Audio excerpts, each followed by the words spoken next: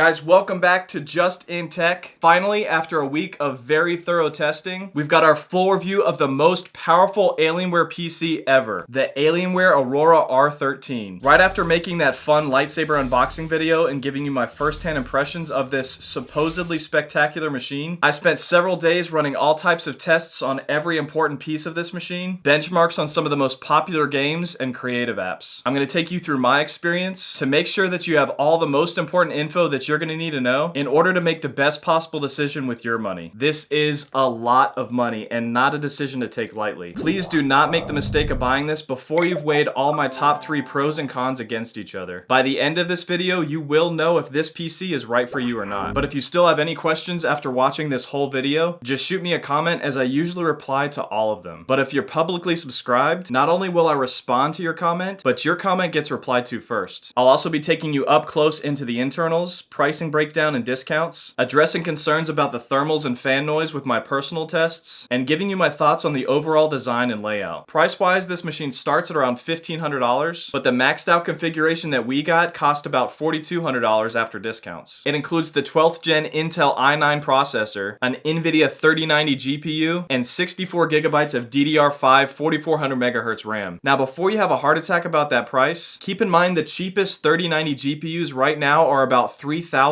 by themselves, and the cheapest 12th gen i9 processors come in at about $600. Then add in the motherboard, power supply, case with fans, 64 gigabytes of DDR5 RAM, which you can't find anywhere by the way, so we'll compare it to the slower DDR4 RAM, a 1TB SSD drive, and a 1TB regular drive. You're actually spending more than this, only to have to go through the hassle of building one yourself and possibly breaking something. And then you don't have Dell's on-site support to help you out if something is broken, which I've personally had experiences with, and they're actually not that bad. And even the closest equivalent to this on NZXT, without the 12th gen Intel, without the DDR5, and no PCIe 5.0, that was still more expensive. That one did have a bigger case with more fans though, which actually is a pretty big factor when it comes to thermals. Now, before you call me a fanboy, Alienware did not sponsor me for this, and there were several things that I did not like about this machine, which I'm going to talk about here in a sec. But starting off with what Alienware is most known for, the design. Now, I usually like the design of most Alienware products, but this one just knocked it out of the park. And I've read close to 1,000 comments all over the internet, and public opinion seems to line up with that. Not many people dislike this design. The most notable update to the design is obviously that stunning glass panel, giving you a great window to the inside, revealing what should have been beautiful internal lighting effects. But on my unit, I was pretty disappointed that the liquid cooling pump ring light and logo light were both broken right out of the box. Not happy about that. Luckily, after a few days, they sent a technician and he replaced the entire all-in-one cooling system, and now it works. Turning on the rainbow wave animation demonstrates just how many individual LEDs there really are on this machine. The front elongated ring light with the hexagon ventilation wrapping around it does a great job transforming the front air intake vents into a bold and artistic icon for your desk. It is a pretty heavy machine, weighing in at 32.84 pounds, standing at 20.1 inches tall, 8.86 inches wide, and 23.2 inches deep. Unless you get the optional $50 rear cable cover, which adds 2.5 more inches of depth to it. Even though it looks cool, I decided not to get it because I know that thermals are likely to do better with nothing in the back. I actually like the rounded aerodynamic shape of the chassis and tilted design, but it does result in some wasted space. However, the fact that the chassis is now 50% larger with hidden cables, we do have a great deal of more uninterrupted airflow inside, which you would think would have helped out a lot with thermals. We'll talk a little bit more about that here in a sec. Now, the default basic keyboard that you can opt in for only $10 was just about what you would expect for $10. Very cheap and just looks goofy next to this Lamborghini of a computer. However, the Alienware keyboard and mouse complete this setup very nicely, and controlling the lighting effects of that with everything else within the command center was pretty seamless and smooth. Both feel pretty premium and comfortable in your hands. This Alienware keyboard is by far my most favorite keyboard that I've ever typed on. The mouse was pretty smooth too, but the lighting effects seemed a bit lackluster compared to everything else. Once you finish this video, see below for my link in the description for my full unboxing and review of that bundle. Now, normally this bundle is very expensive, costing $360 on Amazon, $260 at Best Buy, and $170 at Dell if you buy it with your computer. But if you buy your computer first and have the patience to wait for your Dell rewards to kick in, you can get them together for only $80 like I did. For the ports on the front, we've got your RGB Alienware power button, a headphone and microphone jack, 3 USB 3.2 Gen 1 ports, and the bottom one with power share letting you charge devices even with the computer turned off. And then the bottom port being the faster USB 3.2 Gen 2 Type-C port, also with power share. On the back, you've got your SPDIF Toslink and SPDIF coaxial audio outputs, your side surround output, rear surround and subwoofer, microphone line in and line out, and then two USB 2.0 Type A ports, two USB 3.2 Gen 1 Type A ports, and then two USB 3.2 Gen 2 Type-C ports. But the one on the bottom is the new Gen 2 X2 Super Speed version, which is twice as fast at 20 gigabits per second. Then two more USB 2.0 Type A ports, and an RJ45 killer E3100 gigabit Ethernet port. Beneath that on the graphics card, we've got an HDMI port and three display ports. One frustrating thing that this machine doesn't have is a Thunderbolt port. So for those of you that needed one, you're gonna need an adapter for that. On the inside, you can see we've got 4 total chassis fans, one there at the top, 2 identical ones at the front, and the most important one on the back, which is part of the all-in-one cooled CPU assembly. To the right of that, we've got 4 available slots for the DDR5 RAM. Right now, we've just got 2 32 gigabytes, 4400 megahertz RAM sticks. By the way, with the new DDR5 RAM, every single stick is dual channel RAM. So 2 sticks is quad channel. Right now, we've just got 2 32 gigabytes, 4400 megahertz RAM sticks. Eventually, DDR5 sticks will be a lot faster than that. And I was a little disappointed that the Dell website only had 4400 megahertz RAM sticks max, because the minimum standard for DDR5 RAM is supposed to be 4800 megahertz. And I really wanted to test out faster RAM for you guys, but DDR5 RAM is literally sold out everywhere. Next to that is a second slot for another SSD drive. Then right here is our Wi-Fi card. Underneath our CPU is the main PCIe Gen 4 SSD drive that Windows is on. And below that is the most expensive part of this beast, our NVIDIA GeForce RTX 3090 GPU. Except this one is just a little bit smaller than what you'd get if you bought the graphics card by itself. This one's about 10.5 inches versus the 12 inches on a full-sized version. Taking this bracket out here gives us a total length of 14.25 inches. So most likely that's gonna be enough for the next generation of GPUs. One thing that I was initially concerned about was the distance between the GPU fans and the power supply underneath it, which leads us to the thermals. Did the new Cryotech cooling technology, along with the 50% extra increase of space internally, actually result in great thermals? Here are the CPU and GPU temperatures we got at the highest preset settings in HD. I would have liked them to be lower than this, but compared to the R12, it's quite the improvement. But how about the VRAM temps? That was an issue with the R12 that many people brought up as the main cause for GPU bottlenecking. These were our results for our VRAM tests that we did for each game. Still hotter than I find comfortable, but a bit cooler than the previous version. Make sure to subscribe to be notified of my next video, where I reapply paste to the GPU, replace 3 of the 4 fans with top-of-the-line Noctua fans, to see how that affects fan noise, performance, and thermals. Speaking of fan noise, how bad was it with the stock fans? In quiet mode, it actually wasn't too bad at only 41 decibels. This is pretty comparable to a lot of the laptops that I've tested. Right now, it sounds louder than 41 decibels, but probably because the computer is facing right towards my ear. When gaming in balanced mode, they were a little bit louder at 45 decibels, and with maxed out settings in performance mode, it came in at 49 decibels. In my next video where I do overclocking tests, I'm really curious to see how loud these fans actually get, and how much of a difference those Noctua fan replacements actually make. So now the most important part of this review, performance and gaming benchmarks. These were our average FPS results that we got for several games at their highest preset settings in HD. With this being the highest spec'd out machine that I've ever tested, these were also the highest numbers that I've seen, but I expected just a little bit more. Red Dead 2 and Cyberpunk are 2 of the most heavily loaded games graphically, but I did expect those to be a little bit higher as well. These numbers obviously beat out all of the other machines that I've tested, being that most of them are gaming laptops, but I still wouldn't say that it's leaps and bounds above the competition. It's basically keeping up with the competition now that they can actually push these type of frame rates without astronomically high temperatures. Thankfully, by default, my machine did not have the latest Windows 11 VBS enabled, as reports have shown that to drop performance by 28%. So if you're having any performance issues, check that first. For Geekbench 5, we got a single core score of 1956 and a multi-core score of 7907. For Cinebench R23, we got a multi-core score of 24,365 and a single core score of 1,962. For 3D Mark, we got an overall score of 18,429, a graphics score of 18,480, and a CPU score of 18,146, which you can see here is actually a bit below average for these specs. Another test I did was with the speed of the SSD drive, and that proved to be pretty impressive. And here's a few Puget Benchmark tests for all the creatives out there. For Adobe Premiere, we got 1095, Adobe Photoshop 1386, and DaVinci Resolve 1653. See below for my link in the description description for my Google spreadsheet graphs with all of these numbers, as well as how they compare to all of the other reviews that I've done. For the software, not much has changed with the Alienware Command Center. We've got that same horrendous loading time that they somehow haven't fixed yet. When I buy a machine with these specs, I should not have to wait 23 seconds for it to load. That's just ridiculous. Just like before on the homepage, we've got your overclock settings, thermal and power profiles with temps and utilization percentages. The biggest change you'll notice are the added lighting effect zones. I really loved that they gave us the ability to control all of these individually. It made customization a breeze and just looked really nice. And then on the Fusion tab, we can manually adjust or create new profiles for the overclock settings and fan speed controls for all 4 of the included fans. The BIOS had a bunch of options, but most of those you would never actually change. So pros and cons. My overall top reasons you should not get this computer. Number 1 is the wasted space. Even though they made the computer 50% larger, it still wasn't large enough to fit a more reasonably sized AIO liquid cooling solution. The rounded design and tilted angle looked pretty cool, but you can tell that cost us quite a bit of usable space. And number 2 is it's expensive. While I mentioned that it's not actually a bad deal compared to the competition, especially in this inflated GPU market right now, this configuration at least is still pretty expensive and not really worth it for people that don't need the fastest of the fast speeds. There comes a point where the extra speed doesn't justify such a large jump in price. A 3080 GPU or even a 3070 GPU with an i7 processor will do just fine, and is honestly a better bang for your buck purchase than the one that I got. And number 3 is performance. These insane specs on a machine should have yielded a little higher FPS and better benchmark scores. So hopefully fan upgrades and repasting will get us a little bit closer to what those numbers should actually be. My overall reasons you should get this computer, number 1 is that design. Yes, I have always liked Alienware designs, but this one just takes the cake. The layout and balance of RGB on the inside just looks stunning. The only thing that would have made it look just a little bit better would be RGB on the RAM sticks. Number 2 is longevity. This is one of the first pre-built machines with 12th gen Intel, DDR5 RAM, and PCIe 5.0, so it should be poised to take on the next generation of GPUs. And number 3 is availability. The latest tech is only as good as your ability to get it. And this machine right now can be ordered and delivered in about a month. Higher end GPUs are extremely low in stock right now and very expensive, so many people have been purchasing pre-built machines just to get their hands on one. Guys, remember every Friday I do a giveaway that randomly selects someone who's interacted with this channel. So make sure to like, comment, and subscribe with notifications turned on, and keep an eye out for that each week, as well as staying up to date with all of the latest gaming PCs. If you're going to be getting this machine and this video helped you, please make sure to use my affiliate links in the description below, as I get a small commission at no cost to you for every single purchase made. Also, if you want to support the channel, you can join to become a member and have access to a few perks, or you can buy some of my merch from my brand new store. And the Amazon.com e-gift card winner for this week is